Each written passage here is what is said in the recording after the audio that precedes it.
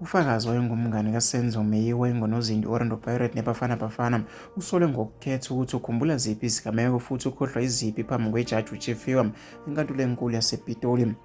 Ummeli wabamangalelwa uTT Thobani ubuza uTumelo Madlala ukuthi yini asibona isigqoko sikaMakoloko, kodwa-ke angaliboni igazi likamufi ngesikhathi-ke bemqukule eFosforus ngo-Okthoba 26, 2014.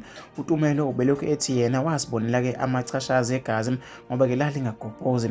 uThobani ubuye wathi-ke akekho umuntu owangena-ke kubo kwentombi kaSenzo uKelly Khumalo egqoke isigqoko, kodwa-ke leso sigqoko kwakungesikaTumelo.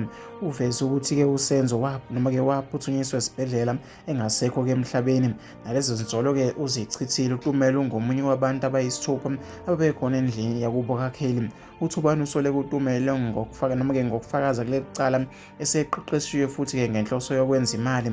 Kulokhu uTumelo uvumile ukuthi ezinye izithombe ezikhethekile zikaSenzo wazidayisa-ke kubadidiyeli bengqophamlando ebikhonjiswa kuNetflix, nokuthi-ke wakhokhelwa ngokuvela-ke kulolu hlelo obelungempilo-ke kaSenzo. Uthe-ke okwenza-ke wafuna imali ukuthi wayengeke abanikeze mahhala ngoba-ke ngezakhe futhi-ke uzobe-ke esebenzisa-ke isikhathi sakhe.